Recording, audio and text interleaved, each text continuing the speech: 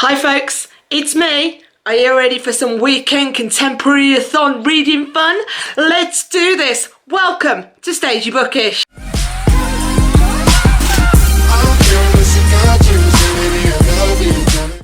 Hello folks, welcome back to Stagey Bookish. My name is Olivia and welcome to a very special reading vlog. Yes, I'm going to try and vlog again. This time for the Contemporary-A-Thon weekend edition. This round of the Contemporary-A-Thon is being run by the amazing Julie over at Pages and Pens and Chelsea Dolling over at Chelsea Dolling Reads as a kind of little marker of their 3-year friendiversary. And I'm very excited because I've always wanted to take part in a Contemporary-A-Thon, but because of work, I sometimes struggle to do it during the kind of February and then the summer editions. So this over a weekend is literally perfect for me. Sorry, I've got you free-handed. I have literally just got in from work. It is the evening. It is 6:35 p.m. on Friday, the 22nd of October, 22nd of November. So it is nearly the end of day one of the Contemporary-A-Thon, but I have been at work all day. I do work in a library, so technically I have done some reading today, but nothing that counts. But I'm going to get some reading done this evening. This is, I'm ready to start now. My weekend is clear. Apart from some general housework and a tiny bit of work for some of the students that I support, my weekend is completely free and it is all about the reading. Yeah, and it's going to be fun. As far as what I'm going to be reading, if you go back to my TBR video, TBR reading plans, which I'll link down below, you will see I kind of didn't set myself a specific TBR. I kind of wanted to just mood read, and I've got just a pile of books that is in my eyeline now that really I can just kind of take from and go from there. I think tonight, because it has been a bit of a week at work, it's been quite exhausting. We've had parent events and lots of things going on with my students, so I think I'm quite tired tonight. So I think tonight I'm going to get some reading done, but not be mad at myself if I don't get huge amounts done. And then tomorrow we're going to kick into gear and it's going to be amazing and I'm going to get loads read and it's just going to be a fabulous weekend. Yeah, so I've just got in from work. I ordered dinner, Pizza Express. I'm here for the garlic dough balls on a Friday night. So that's on the way. I need to go and get changed. So my food comes, I'll eat my food, and then I will check in with you later for a bit of a reading update on where I'm going to start this bad boy. See you in a bit. Right, just to give you an idea of where I'm going to start tonight, I just kind of had the realisation for something. This is Audible. I love a bit of Audible. And down here at the bottom, you might be able to see, I've been listening to an audiobook this week. If I make this big, you'll see what it is. This is the Jonathan Van Ness from Queer Eye, Over the Top My Story. So it's his autobiography. I'm on chapter 9. I think I've got about 3 hours left of this. And I listened to it on kind of 1.25 speed. So I think I'm going to be able to get this done tonight. And this is kind of contemporary. So this would really help, and this would be a really good start for me. So I think I'm definitely going to go there tonight, possibly pick up a graphic novel if I only get a bit of this done. But yeah, I think this is where I'm going to start, and he is so funny, and actually this is making me laugh so much, but he's also making me cry at times as well. So that's probably where I'm going to start. On a side note, my November Owl Crate box just turned up this evening. Unboxing to follow on my lovely little channel, but I don't know if you can see, it is bulging at the seams. Look at that. It is bulging at the seams. So you'll see that in a future video. November's Owl Crate theme, I think, is something to do like Enchanted Forest or Through the Enchanted Forest. So I'm very eager to pick that up very soon. But yes, Jonathan Van Ness, Over the Top, is where I'm going to start. So let's go. There are certain ways to do things after you've had a hard week at work. Oh yeah! He stirs haunting reminders within me to this day. Okay, backing up. When I started swimming, I was in the 7th grade, and I was serving you 5 foot.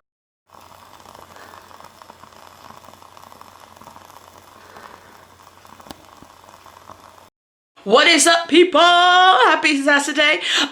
It's a little bit later than I was going to vlog, but it's been a bit of an interesting morning. I've been in bed feeling very ill and very sorry for myself. My team at work are all kind of getting germs and I think it's my time. But I got up, I got my hair sorted, looking fabulous. And I've had some lunch, I've had some chocolate, because that always helps. And yes, it may be like 3:10 in the afternoon, but I've just got lots to do. And I'm more a night person now than I am a morning person, so we will go ahead. I am pleased to report, though, that I finished my first book. Yay! I finished my first book, and it works well because I've been kind of trying to do non-fiction November and kind of read some more non-fiction and particularly autobiographies this month. I finished Over the Top by Jonathan Van Ness and absolutely loved it. I listened to the audiobook, which was really good because it was him narrating it. And so like all that swag that he has on TV came across in the audiobook, which was amazing. But actually, for someone who is so vibrant, so energetic, so seemingly always happy, he refers to a lot about his inner child in the story and how he never wants to lose that. He has been through some crap. And it was hard to listen to him at times, but he goes on to say that it's also a massive kind of therapy for him to talk about it. One quote that stuck with me and kind of that I can relate to on more than one level is the element of no one will ever be so broken that they cannot be healed. And I relate on that to so much.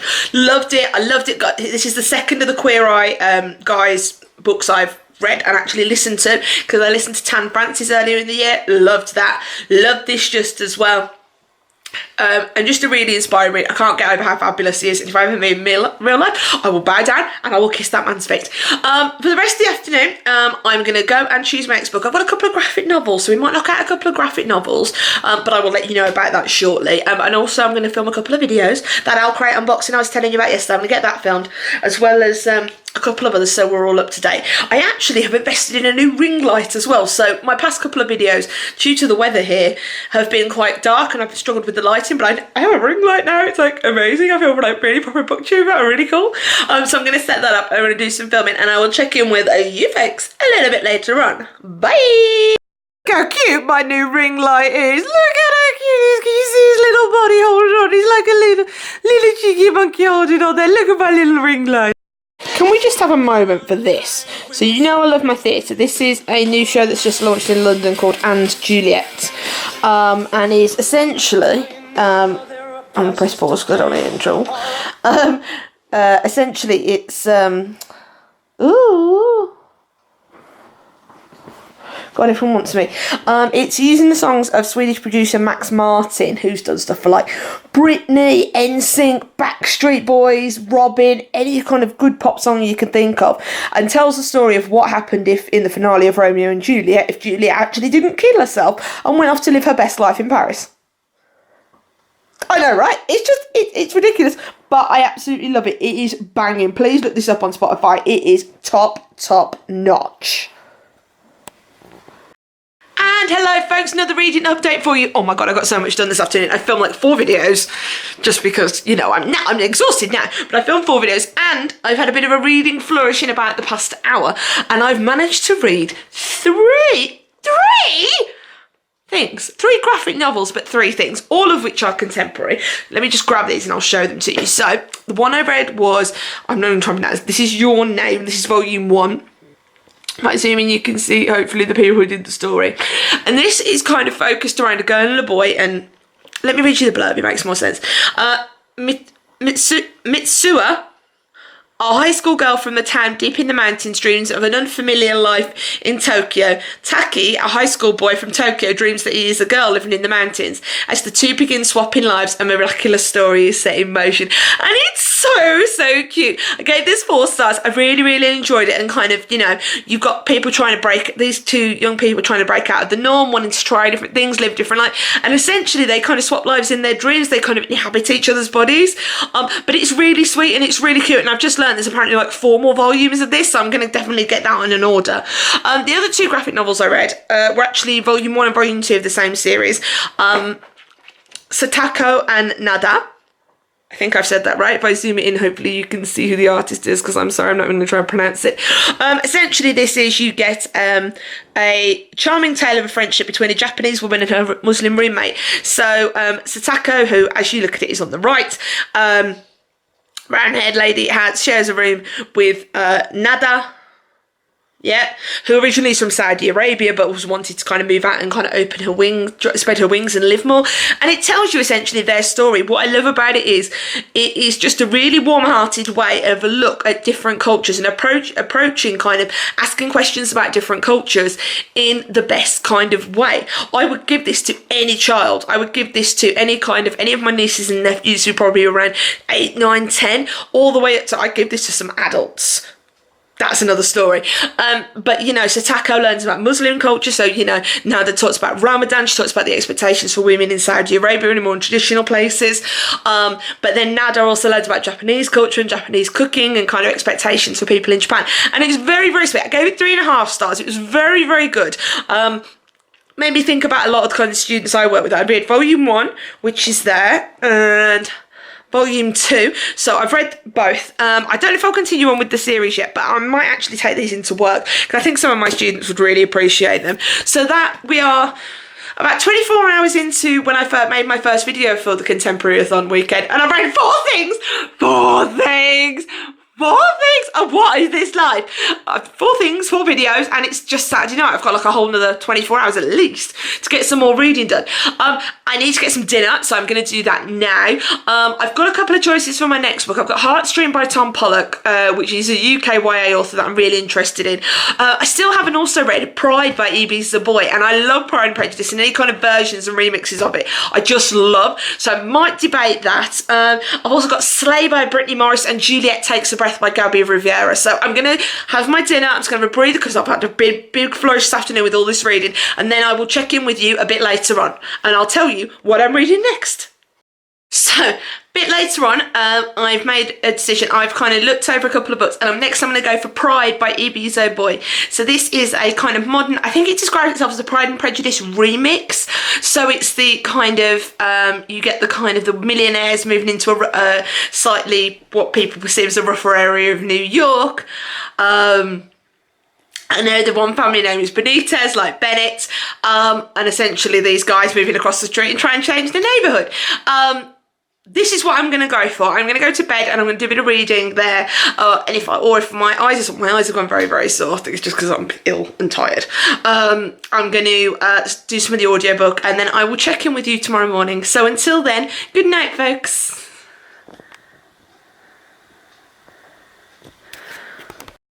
Good morning, folks. Happy Sunday. How are you? Yeah, it's lunchtime. I've done lots of bits of work this morning. Got some stuff done. Got a lot of reading done. I decided to go with Pride by E.B. Zaboy. My love for Pride and Prejudice kind of goes back to when I was at school. We had to study it to do a piece of coursework on it for our GCSEs, and yeah, I just remember one of my most distinct memories is our teacher, Mrs. Hogg, icon. I remember her saying to us we couldn't, because we were all desperate to watch what was the original at that time BBC adaptation starring Colin Firth, and we were all desperate to watch it, and the deal she made us is she said you can watch this, the whole series, I think it was like 6 episodes, but they're an hour and a half each, back to back, but you have to read the book cover to cover first. And we were like, fine, yeah, we'll do that. And it's always stuck with me. It's always a story I've loved through film adaptations, through different things. As far as E.B. Zaboy's version, it is set in the Bronx in Brooklyn, New York, and it centres around the Benitez family, who are, I think it's Haitian and Dominican heritage, and just across the street from them there seems to have been an abandoned house that suddenly has had this like absolute kind of extreme makeover addition to it. And at the start of the book you see a new family arrive that you learn to be the Darcys. If you know the original story, you know where this is going. And the Benitez sisters, all 5 of them, suddenly get very, very interested in the 2 sons of the family, Ainsley and Darius. You can already see where this is going, and I know if you don't know the story you might not, but if you know the story you can see already where this is going. The younger sisters are obsessed with them because they're now boy crazy. You've then got Zuri, who's kind of our main character out of the sisters. I suppose she's kind of Elizabeth Bennet, is kind of just getting generally annoyed every day by Darius Darcy. But then you have your oldest sister, Janae Benitez, who comes home from university for the summer. She is immediately smitten by Ainsley and wants to talk about boys, whereas Zuri, the next younger sister, you know, is obsessed with talking about travelling the world and all their plans. But yeah, I'm really loving it so far. It's really, really making me smile. So I'm going to read a bit more, and then I will come back to you with an update. Chat soon!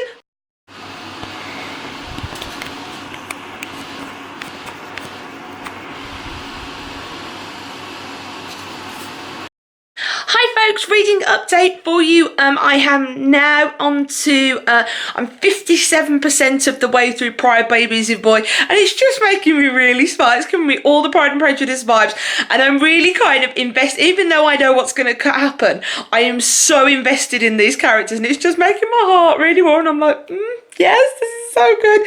Zuri is such a sassy character. I just love that she has all these comebacks, and she's very much about kind of her and her own empowerment, not needing no man to go forward and kind of be her awesome self, which I much respect.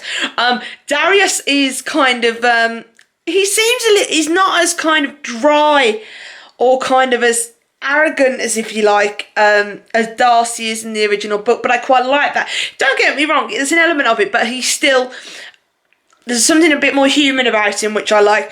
Janae and Ainsley, mwah, chef's kiss. I love the element of the sisters. I love the rep. I love the fact we've just got to a bit. Zuri wants to apply to Howard University, and that she's just been there for an open day and kind of feels, you know, that this is where she belongs. There's this book, it's not just about the story and the romance, it's about culture. It's about societal ideas and what people expect of women, because as soon as the Darcys moved in across the road, the parents were like, oh my god, husbands, what the mom was. So it's about not only societal ideas, it's about culture, but it's also just some really warm-hearted fun. I'm really loving it. I'm listening to the audio. I've listened a lot to the audiobook today, which is extra special because it's actually narrated by Elizabeth Acevedo, who is the author of the Poetex and With the Fire on High. I've got With the Fire on High, which is her book, and she narrates it, but she's so good as an audiobook narrator. She, you know, the kind of bits where slam poetry comes into it and rapping comes into it, she just knocks it out like this. It's just so good. 57% of the way through according to the ebook. I've got about 2.5 hours left according to the audiobook, so I'm fingers crossed I should get that done tonight, but I'll give you another reading update a little bit later on. Okay, bye bye.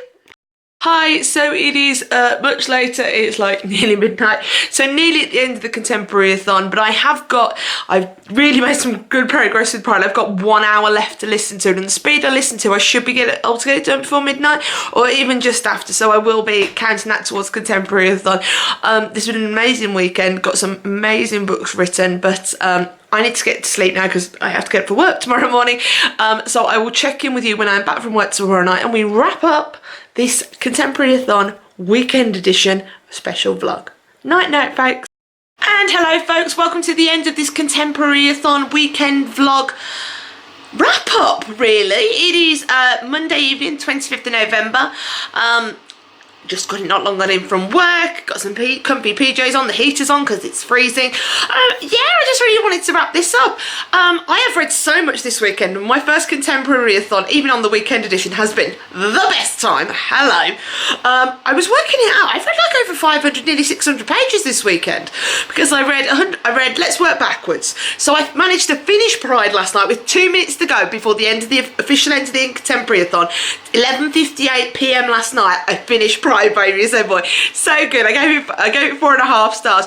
Really enjoyed it. Really just a warm, kind of cuddly, fuzzy way of looking at it, and definitely one I'm going to recommend to my students, particularly guys in the diverse representation in there. So that was 304 pages. I read 2 volumes of Satako and Nada, which was about the kind of Muslim lady, you know, Muslim friend with the Japanese friend getting to know each other's cultures.